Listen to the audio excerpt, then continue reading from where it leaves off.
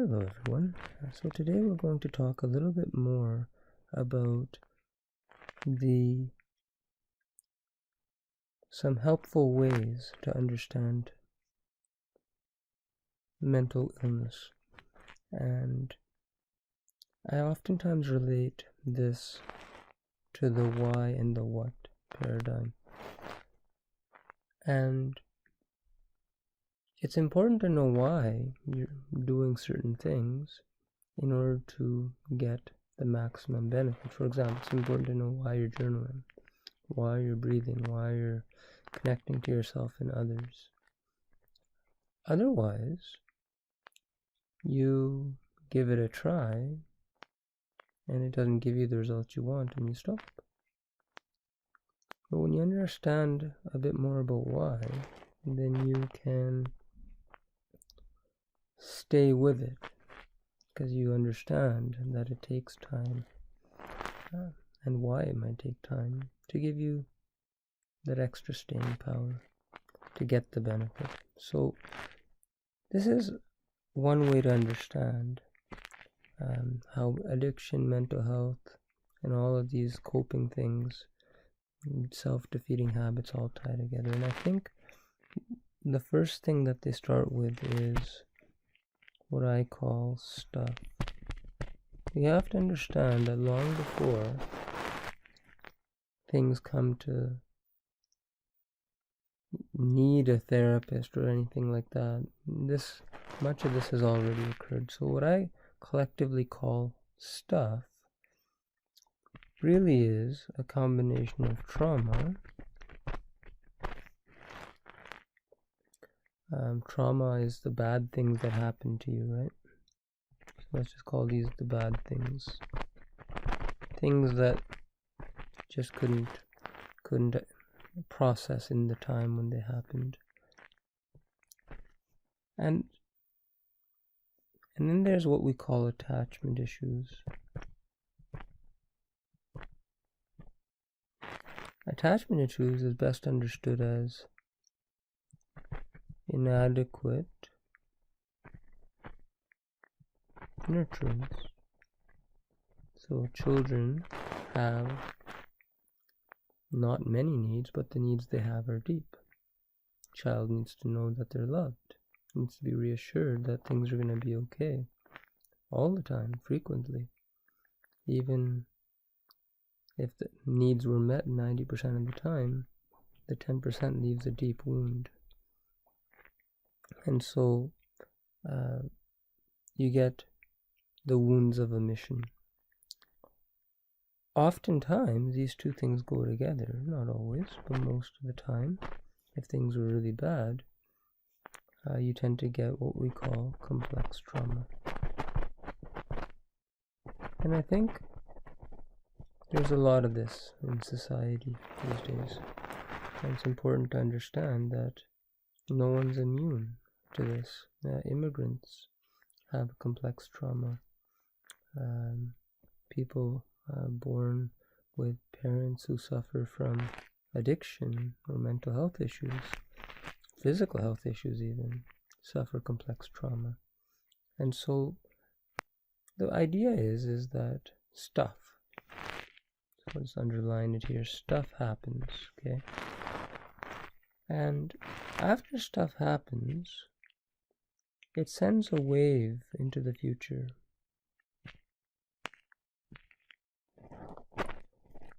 Most of the time, people don't deal with stuff at the time, especially not kids, because it oftentimes goes unrecognized, because kids are very resilient. And so there's this idea that time heals all wounds, and unfortunately, time does not heal all wounds. Time gives you an opportunity to heal or to scar. And healing is an active process. You know when you're healing, you're doing the work, you're seeing the therapist, you're doing all that stuff you need to do. So most people with time, they scar. And scar, over time, creates what we call emotional dysregulation. So, for example, if a child has been told that they shouldn't cry, they should, as a sad thing, it's often said in society, is man up, or girls don't cry, or other silly things like that. A child takes that seriously. Moreover, if a child will learn from what the parents do, not so much what they say. And so they develop emotional dysregulation, and this shows up in people's lives oftentimes with diagnoses like, anxiety, depression. If there's a lot of trauma, you can get things like PTSD, and people have symptoms like sleep problems, burnout, right? Is a common one amongst healthcare professionals, especially in these COVID days. So the point is, as emotional dysregulation occurs, and again, long before people ever see anyone like me, more time has passed. People have lived with this. And as I said, time creates scar. And as a result, people will do one of two things. They'll either cope or they won't.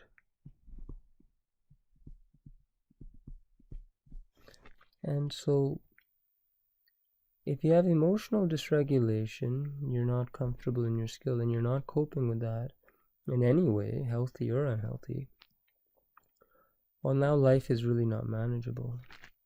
And when any human feels life is not manageable, they start looking at this. As we know, about 30, I believe the data is 50 men and about 30 women in Canada suicide every week. It's very common. Everyone's been touched by suicide, and that's why. Absence of coping gives you only one way out, which is suicide. And most people don't choose that. Most people, they cope. Some people cope healthily. Some people cope unhealthily. And what everyone uses is what I call the people, places, and things to get by, right? So some people, they get into relationships. They're struggling emotionally, and they get into relationships with people who are struggling, but perhaps in a different way. They develop, a codependency. Some people get into, traveling. They're always traveling, always busy. They never like to sit with themselves. Running here, workaholism, and of course things. People can cope with all sorts of things, and the things that oftentimes people get in trouble with are things like alcohol,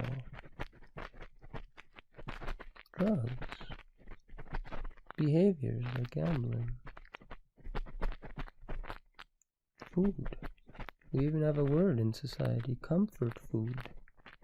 Heard that before. So you get eating disorders, which oftentimes stem from a lot of issues with attachment, with parental figures early on in life. You can get, internet addiction, sex addiction, workaholism. Even healthy behaviors like exercise can become a source of unhealthy coping. Because the nature of coping is that it distracts away from self. So unhealthy coping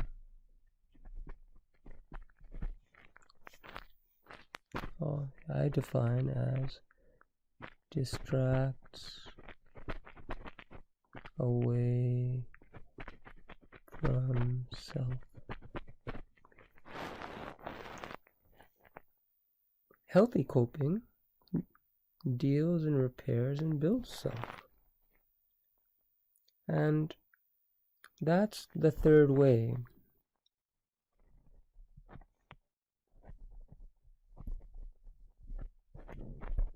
Which we call recovery. Let's make that nice and yellow with stars, because it's beautiful. But coming back to unhealthy coping, the truth is everyone copes. Everyone has to cope. I remember when I've had difficult call shifts, when I've been on call and bad things happen, people dying, or just horrible situations. On the way home, you stop by McDonald's. You have an ice cream. You know it's probably not healthy. And when you trace all of this back, a lot of these things that predispose us to stress come from stuff. The stuff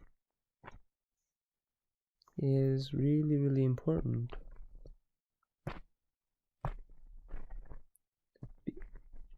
Because it weighs you down. And here's an interesting thing that happens with stuff. The brain tends to become leaky over time. So the smell of the past, people always tell me, in recovery, it's like, Dr. Gill, I don't want to deal with it.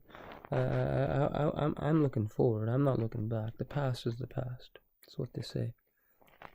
And they say I'm done with the past. And which is great, I liken the past to a Roman handshake. I can't draw very well, but you have a Roman handshake and your hands are on the other person's forearm and their hand is on your forearm. And just because one part lets go doesn't mean the other part lets go. So just because you're done with the past may not be done with you. And how does it look in the brain? If we were to draw the brain, and what you see, this is not a strictly anatomical version of the brain, but what you see is that the brain over time has delicately, in gentle ways, constructed an architecture so sophisticated to wall off the past. Let's say you have dad issues, some mom issues, some abuse that happened, bullying, school, and, an assault that you haven't dealt with. Well, what happens over time is these circuits, the brain's capacity to wall things off, which is kind of what we call dissociation, they become permeable over time. Why is that? It's because the brain ages. And as the brain ages, it ages like any organ. You may not know, but when newborns die and an autopsy is performed, and even if they didn't die of a cardiac or a heart cause, if you dissect their blood vessels of their heart, newborns, right? not even a day old, you see atherosclerosis. You see fatty streak, the beginning of blocking of the arteries. 70, 80 years later, that turn into full clogs. Starts at birth, because we're not built to be immortal. Who would want to be immortal? Sounds like a horrible thing. We're built to be here for a couple of decades, and then we're built to go. And so all of our organs naturally age, and the brain is no different. So over time, you get a breakdown of these.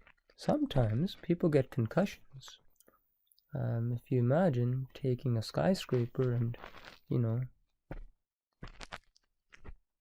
beautiful skyscraper, and you just kind of shake it from the outside a little bit, like a little earthquake. It may still be standing, but you can be guaranteed inside it's going to be a horrible mess. And so some people get concussions, and they oftentimes find that a lot of stuff gets unmasked after they have a concussion. And suddenly all this stuff comes to the surface. All of this stuff comes to the surface, gets highlighted. People in later life, oftentimes, they, this stuff comes out, and they can't put it back, because the ability to put stuff back was really strong back as a kid. Kids can really dissociate easily. Adults, they don't have that ability as much. And so you end up getting flooded, which oftentimes pushes people out over here. And so the thing that oftentimes people come to see me about is actually burnout. Especially healthcare providers, and they're always telling me like, hey, I don't got any issues, my issue is just work. And I don't really want to deal with any of the stuff, because I think my issues are just I'm overworked and underpaid and not respected and appreciated in work, and that may all be very true. But the thing to remember is that the key catalyst of this that can really drive it forward is stress. When you add stress, and we'll understand this through a different thing, what you do is you turbocharge the need to cope. You turbocharge. And so you'll find that anybody who commits suicide usually has a stressor. Something bad happened that just flips it, so that whatever they were doing to cope just isn't enough anymore. And then they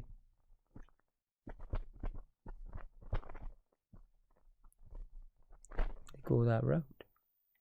And so we can understand this in a different paradigm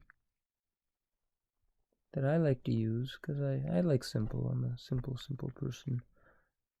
So if we just kind of scroll down here, we use a different paradigm. So I like to use it and think of it as this.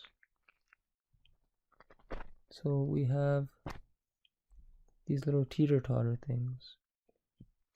So in a normal, or in a healthy sort of person, I think we'd all agree that there's stress.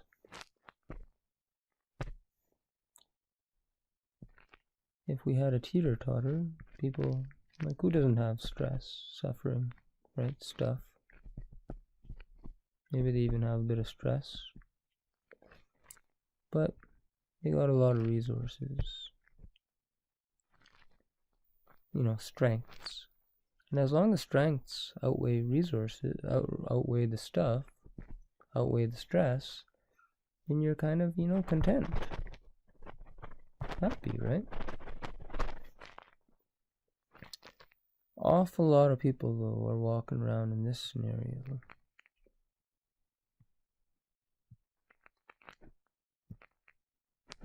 Whereby their stuff and stress is outweighing the things inside of them, the internal and external strengths that they have. And this is suffering. And no human will suffer. Every suffering human will seek to cope. And if not coping is not a possibility, they will seek to commit suicide. And so a lot of people ask me, so why do I want to deal with the stuff? Well, the stuff is the stuff that you don't really realize is there, but it's there, right? Sometimes people are, they've pushed it out of their mind. It's kind of even invisible. So some people, they're in this state, and they go to a psychologist because they're not sure what's going on, but they're like this, Doctor, I don't know why I'm suffering. My resources are obviously greater than my stress, so why am I suffering? And after some therapy and some insight work, and they realize that, holy crow, there's a lot of stuff. It isn't just about the stress that they had. That is the straw that broke the camel's back. And so a lot of folks are in this scenario where they got their resources and they got their stuff and it's balanced. And that sounds nice, right? So we'll call this okay. But you know what? Add a little COVID to that situation. Add a little job loss. Add a little relationship difficulty, and all of a sudden, your S, plus a couple of other things that come on your plate, outweighs the R. And so really the only sustainable solution here that's gonna sort of help someone is this. If they are in this scenario where they've got a ton of stuff, right, and they got very few resources, they got two things they need to do, right? They got to shrink, and in this order, they got to increase the resources, right? Internal, external resources, to sort of create that balance point. And then they need to really work at carving this down so that it's manageable, so that they're perpetually in this state where they're light. They got a ton of resource and they got, some stuff, but it's not too much. So even if they get a bit stressed out, even if some stuff happens, they're still in good shape. Or they're able to upregulate, add some yoga or some prayer or something and quickly brings resources to bear. And the longer that you spend in this state, the more happier you are, the more content, the more serene.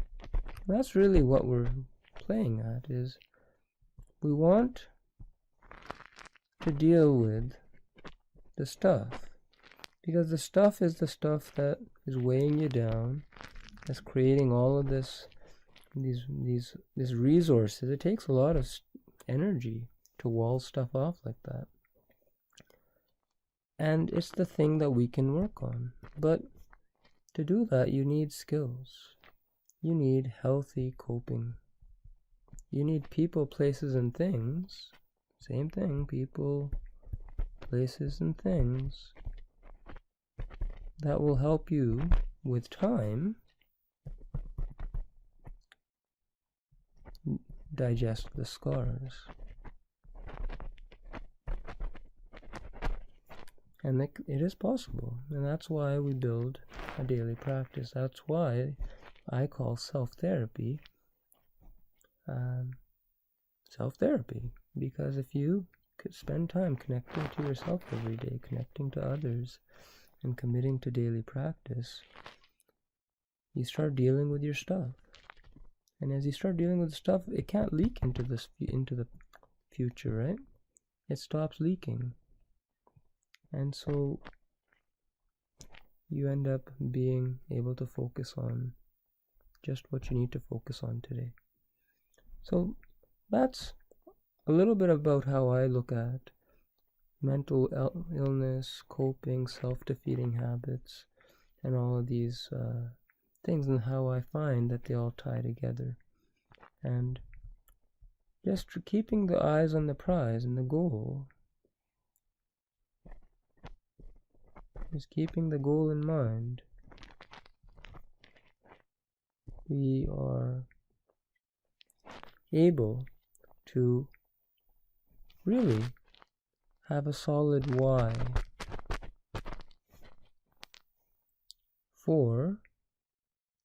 to accompany the what of recovery, and the where. And the where is oftentimes in the past. So I think we'll leave it at that for today. Again, begging forgiveness if I've misrepresented anything, and please do give me feedback if that is the case. And I wish you all the best, and we'll talk again next time. Bye now.